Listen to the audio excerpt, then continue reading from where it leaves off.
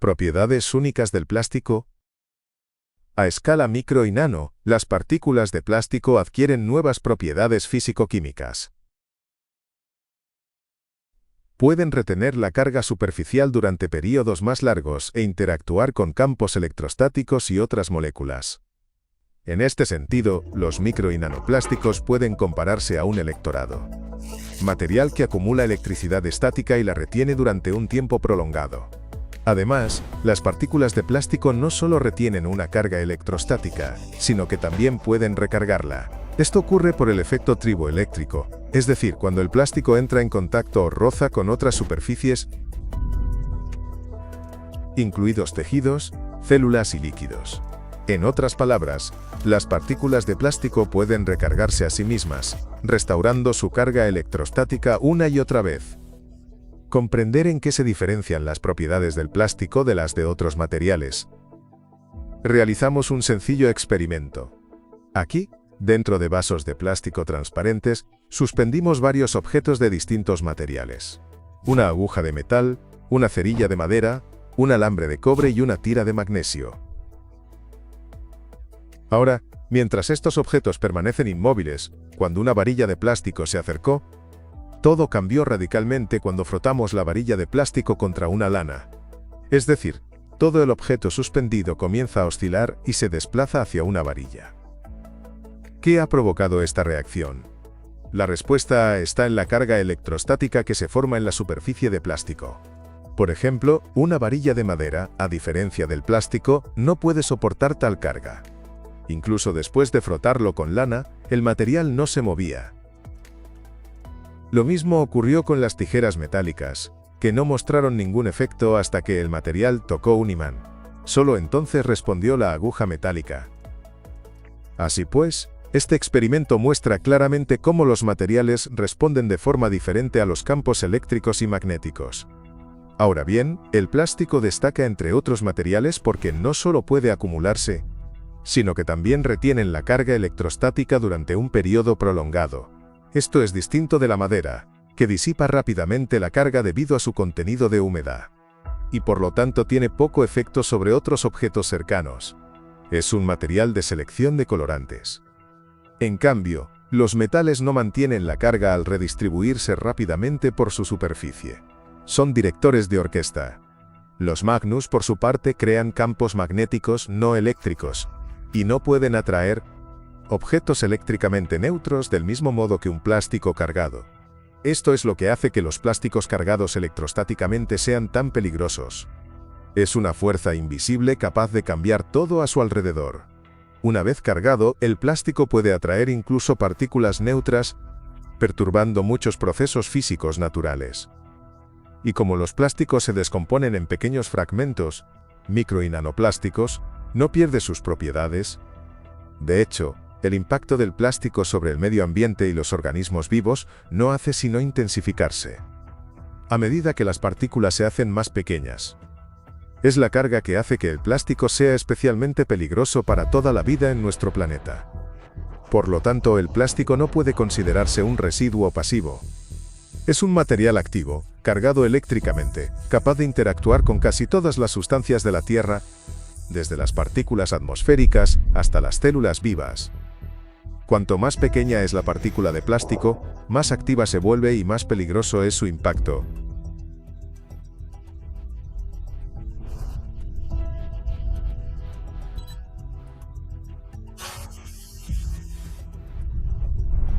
Se generan a partir de una partícula 125.000 millones de partículas, que es el número de galaxias que tenemos en el universo. Y la superficie de esta partícula es 5.000 veces mayor que la de las partículas de 5 milímetros. Por lo tanto, esto solo ejemplifica cómo un gran problema se descompone de esas partículas de plástico, incluso en todas las veces partículas más pequeñas. Y estas partículas tienen tal vez un total de propiedades diferentes de las grandes partículas de 5 milímetros. No solo cambia el tamaño, sino también la superficie y las propiedades de las partículas. El nanoplástico tiene una superficie enorme en comparación con su masa. Es como un grano diminuto con la superficie de un campo de fútbol. Esto se denomina superficie específica elevada. Cuanto mayor es la superficie, mayor es la capacidad de la partícula para acumular y retener carga electrostática. Y cuantos más sitios activos contenga que unan proteínas, iones metálicos, lípidos y otras moléculas del entorno pueden adherirse. Para entender lo peligrosas que son estas diminutas partículas cargadas, hagamos un sencillo experimento mental. Por ejemplo, tenemos una pila normal de unos 5 voltios.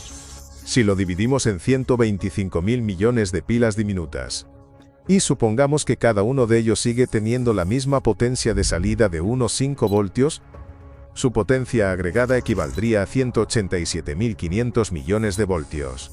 Imagina cuánto mayor será la tensión. Con el plástico ocurre algo parecido. Cuando un solo fragmento de plástico se divide en 125.000 millones de partículas, cada uno lleva una carga, la cantidad de carga aumenta. Hoy en día, millones de toneladas de plástico en la biosfera se descomponen constantemente en partículas cada vez más pequeñas. Cada uno lleva una carga electrostática que le permite penetrar en todas partes. En consecuencia, a medida que aumenta el número de partículas de plástico cargadas electrostáticamente, y el exceso de potencial eléctrico se acumula en todo nuestro planeta. Este es un factor importante que altera el equilibrio energético de la Tierra, contribuyendo al calentamiento de los océanos, aumento de las anomalías atmosféricas, así como de la gravedad de las catástrofes naturales cada año. Tenga en cuenta que cuanto más caliente está el océano, más ácido se vuelve, y más rápido se descompone el plástico en micronanoplásticos cargados. Esto, a su vez, provoca una mayor acumulación de energía en nuestro planeta, amplificando todos estos procesos, en una reacción en cadena que se refuerza a sí misma. Además, cuanto más pequeña es la partícula, más fácilmente penetra una barrera protegida de los organismos vivos, incluidos los seres humanos, desencadenando diversas enfermedades crónicas y matando a millones de personas. Exploraremos todo esto en detalle. En otras palabras, la fragmentación del plástico no lo hace más seguro. Al contrario, la transforma en nanopartículas que penetran fácilmente en los organismos vivos. Hasta ahora sabemos que, en comparación con los microplásticos, los nanoplásticos pueden atravesar las membranas celulares con mucha facilidad. Eso significa que pueden llegar a nuestro torrente sanguíneo, y no solo a nosotros, los animales, y pueden ser llevados a ciertos órganos, depositar su duro para ser excretado de nuevo, y cosas por el estilo. Por eso los nanoplásticos son mucho más peligrosos que los microplásticos, ya que su capacidad para acumular carga electrostática es significativamente mayor. Debido a su comportamiento eléctrico y a su pequeño tamaño, los plásticos no permanecen en sus partículas, se cargan y se transforman en trillones de micro y nanomateriales. Gracias a esta carga, los plásticos diminutos pueden penetrar profundamente en los tejidos vivos e incluso los destruyen. Hoy en día estas partículas están por todas partes y ya están interfiriendo en los delicados procesos eléctricos de la naturaleza. Ahora bien, a menudo pensamos en la electricidad como algo artificial, combinados con bombillas, pilas y cables, pero en realidad los impulsos eléctricos son el lenguaje mismo de la vida. Es decir, permiten el funcionamiento de toda la biosfera. Y son precisamente estos procesos naturales los que cargan electrostáticamente los micro y nanoplásticos. Ahora están perturbados. Lenguaje universal de la naturaleza. El lenguaje universal de la naturaleza es invisible, pero es lo que conecta a todos los seres vivos en un único agujero. Bosques. En los bosques, las raíces de los árboles están unidas a redes de hongos, formando un sistema complejo e interconectado bajo el suelo que los científicos denominan la red de la madera. Esta red no solo distribuye agua y nutrientes, sino que también permite a las plantas intercambiar información. Las plantas se comunican de dos formas principales: químicamente, liberando moléculas específicas, y eléctricamente mediante el envío de señales eléctricas similares a los impulsos nerviosos en animales y humanos. Por ejemplo, cuando los insectos atacan, el árbol genera una señal eléctrica que activa las defensas. Respuestas. Esta señal puede viajar a través de las raíces hasta la red de hongos, llegando a otros árboles. Los científicos detectaron un efecto similar durante un eclipse solar. Las señales bioeléctricas de los árboles comenzaron a sincronizarse, formando un solo impulso. Los árboles más viejos respondieron primero, como si recordaran tales sucesos, y estuvieran avisando a los más jóvenes. A través de señales eléctricas, las plantas pueden coordinar su crecimiento, advertirse mutuamente del peligro, adaptarse colectivamente al estrés, e incluso almacenar memoria compartida.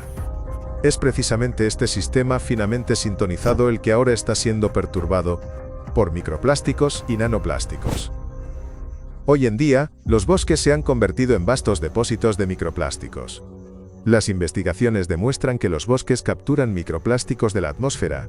Cuando las corrientes de aire atraviesan bosques, arrastran toneladas de partículas microplásticas. El bosque funciona como un filtro masivo. Las copas de los árboles y las hojas peinan literalmente las partículas del aire. En el pasado, este proceso ayudaba a purificar la atmósfera del polvo y la suciedad. Hoy, sin embargo, junto con estas partículas naturales, también quedan atrapados microplásticos y nanoplásticos. A diferencia del polvo, que puede pasar a formar parte de la materia orgánica, el plástico no se descompone. Permanece en las hojas, se acumula en el suelo y persiste en el aire del bosque. Cada día, decenas de partículas de microplásticos se depositan en cada metro cuadrado de la cubierta forestal. Los científicos calcularon la deposición anual de microplásticos en los suelos forestales y demostró que está en correlación con la escala de producción de plástico en Europa.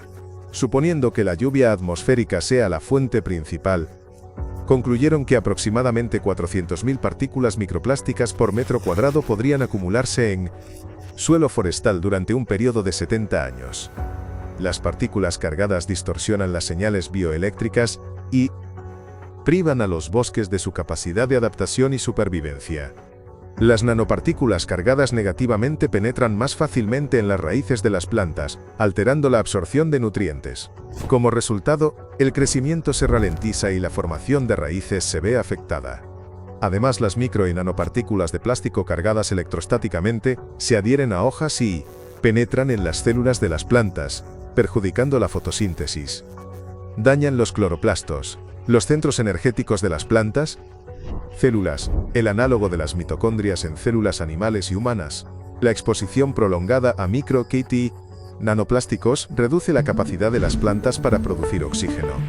Algunos de los bosques del mundo, o los bosques orientales del Amazonas, ya emiten más dióxido de carbono del que producen oxígeno. Animales.